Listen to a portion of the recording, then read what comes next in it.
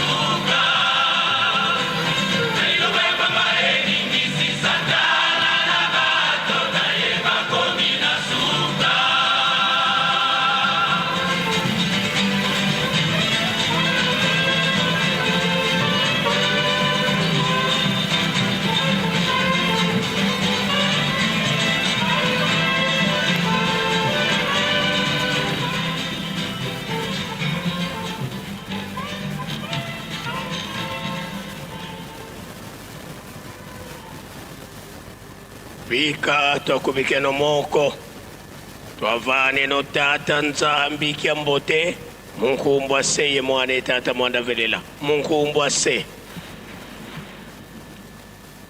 ye mwana ye tata mwanda velela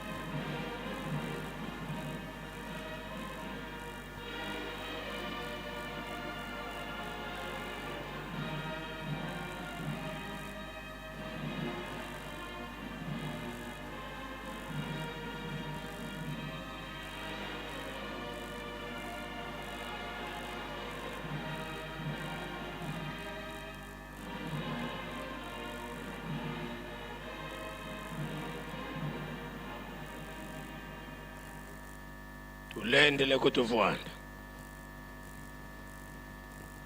sedito wanzambi eto tata mwanda vilela beto bana bakutukulombela bakufulu watusikidikisa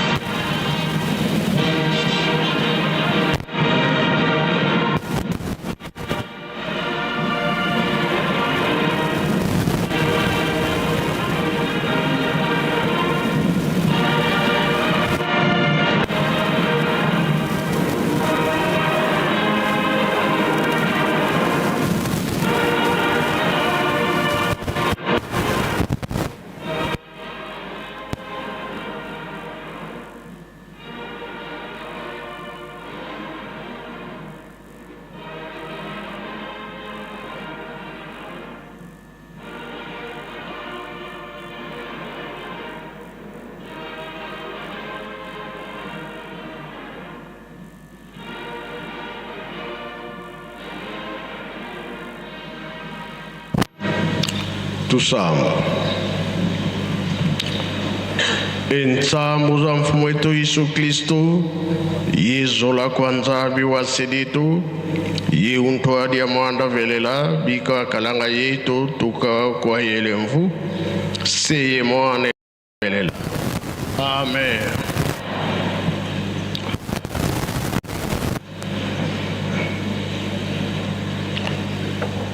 Na kombo tata mwana pe tata molimo mosanto tolanda ki mate na biso tata pasteur tate ya biso abandela ki na banzembo bayuda ake na mibeko ikanana ya suka toyoki tobomba tosalela po mokolo wana tobika lelo eza mokolo na monene mpo na biso.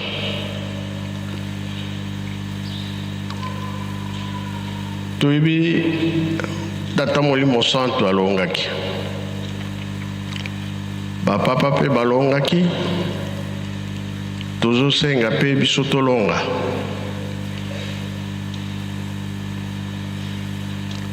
toyebi oyo ezalaka na 5 mois na nkamba makambo elekaki na nkambo toyebi yango bien bapapa babombaki eloko te balobaki soki tokobika makambo misato bolingo mibeko mpe misala yango nde tozosenga mikolo nyonso toza makasi mpo na makambo wana yango nde kolongisa biso bitumba ezalaki makasi na 5 mois batata mpe bateyaki biso toza makasi na mabondeli babeko totika te mabondela bangonga totika te soare mpe totika te bipe bitumba ekozala makasi toza kovivre yango nasengi nano nzembo na kora ya Yerusaleme banza nsamu wa samuna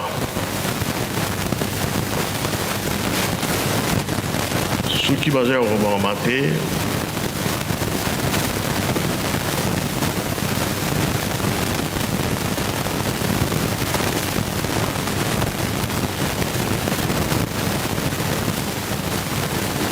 eza na Kikongo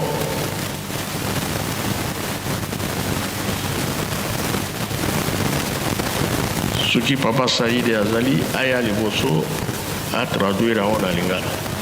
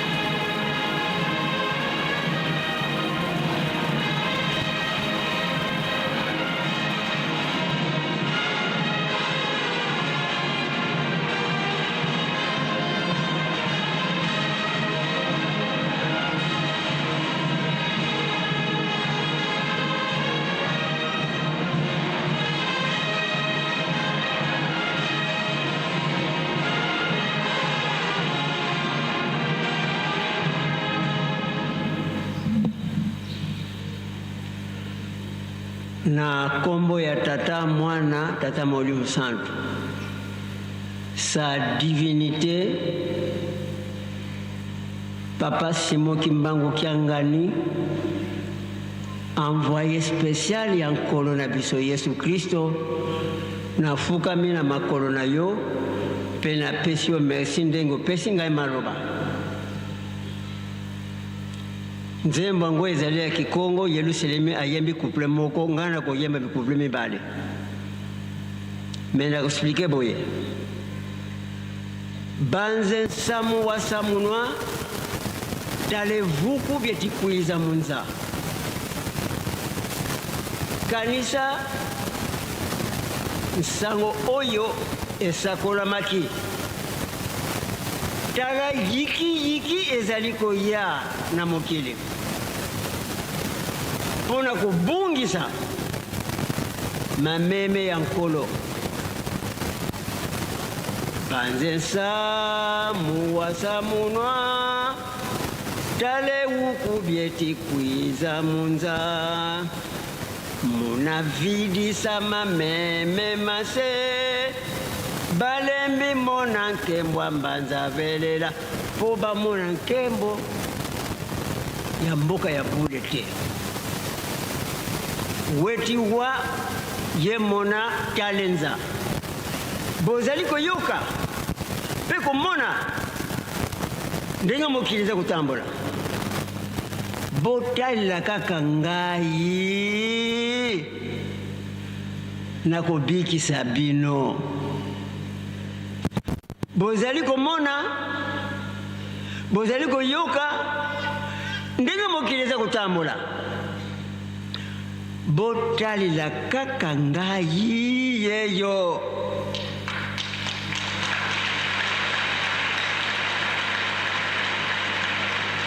Oyo akobikisa biso. Deuxième couplet. Banzedi lukianvuluzi muna saluki kamana tambula kadi satana uzungi didikyo muna nkangwa ndikatambula kwase. Kanisa kolela ya nkolo ya mubikisi. Banzedi lukianvuluzi na mosala oyo andimaki komema. Bo satana azingi yango. Kadi satana ozungi didikyo muna nkangwa ndikatambula na libota oyo biso yote libota biso yo oya ndimaki komema. Satana zingi yango pona tobunga nzela. Kasi na refrain aza kolobaka boye. Weti wa ye mona talenza. Weti wa ye mona bwenenza. Deuxième ndenge wana. Weti wa ye mona talenza. Lutadila kwa mono ikunuvuluza. Weti wa ye mona bwenenza. Satana uzungidi sikanuvilisa. Bozali komona ndenge mokiliza kutambula. Botala kaka ngai na kubikisa bino mutu mususu te. Botala mokili ndenge za kutambula. Satana azingi bino akubungisa bino. Totala kaka ye Tata Molimo Santo envoyé spécial ya nkolo na biso Yesu Kristo na lobi yango pe na silisi.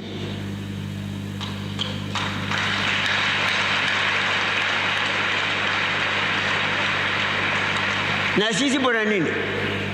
Akufi le 12, abotami le 12.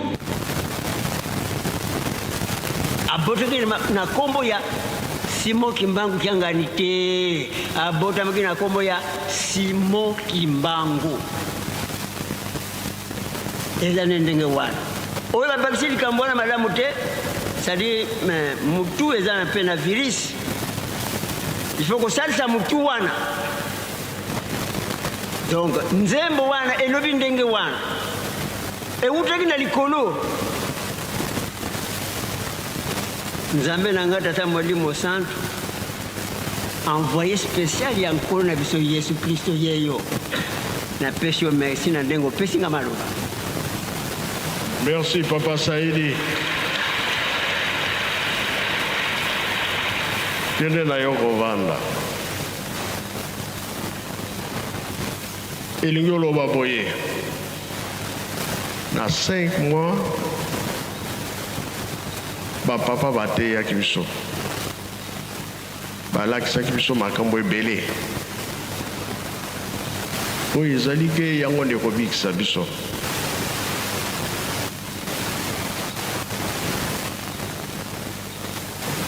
Na 91 kuna na Kinshasa abengaki bambuta nyonso basepelaki ensemble. Awa bakotikala soki batuni bino batata balobaki nini, likambo tozozongela ntango nyonso, bolingo mibeko misala babombaki likambo te. 5 mois tozalaki awa ebele.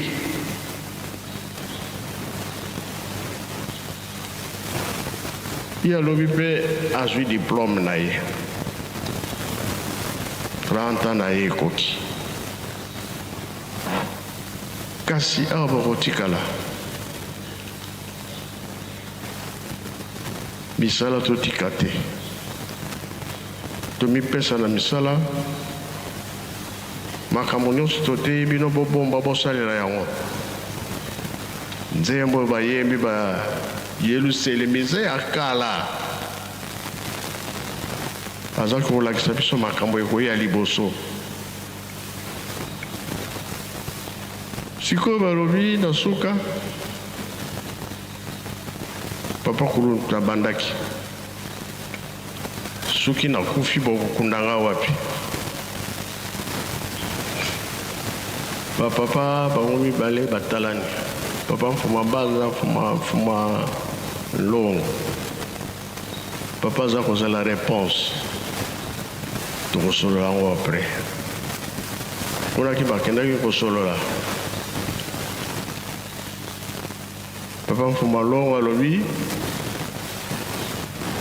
mbuta nde akokende nga na kolanda. Yo mfuma mbanza tikala na bato na yo. Yo kaka omutolingaki tosala bato. Tikala na bato na yo, biso toboyi komona makila ya bato. Makila ekotanga ebele ebele. Mfuma mbanza mpe alobi totikalaki na ye mateyi ezalaki makasi. Me tozalaki kobundisa ye na makambo nini ya bokonzi. Nzembo moko bozoyemba mikolo oyo nayebi te po tikala kowelela bokonzi na bino ngai nakei. Banani bazoyemba nzembo wana jeteki ye nayoka mpe nzembo yango soki elobi nini na kati. Soki ezomonana te biso kaka nde toyebi. Bongo bibongo te.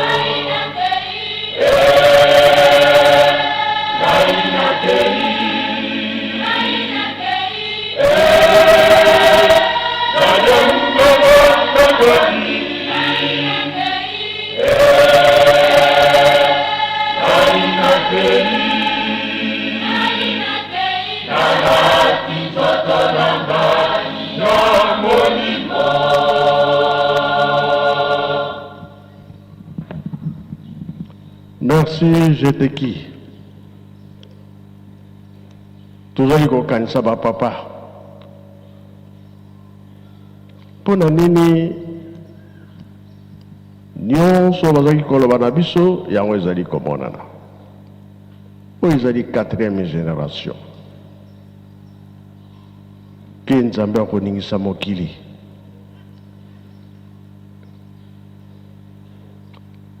Ba papa yebongo papa mfumolon 3, 5, 15. To bandele na 0.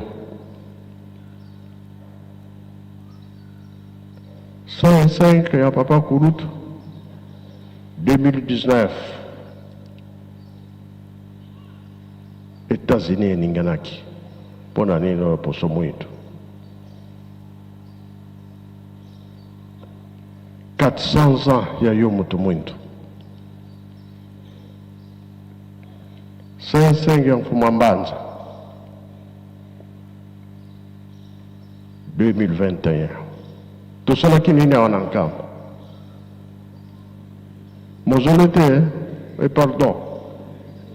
Mise te, mise. 2023, 105 ans mfuma longo. Tosalaki nini?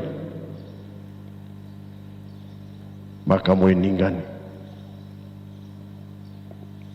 Tango na biso tolobi, tobane na 0. Ce qui est mardi, tozongela makambo pour suka likambo emonana. Tomoni bato bazomona pasi mingi. Kambo ngo ikangami wapi. Tosenga mabondeli makasi, tozala bomoko, toyokana tosala misala po tolonga. Kanisa makambo nyonso bapapa bazali koloba na biso. Biso totikali po tobongisa, po tosepela. Tosilisi boye na nkombo ya Tata Mwana mpe Tata Molimo Santo. Amen. Ika twakubikana moko twatonda lusiku musu tutambudi kwa Tata Nzambi. Munkumbwa se ye mwana Tata Mwanda Velela. Munkumbwa se ye mwana ye Tata Mwanda Velela.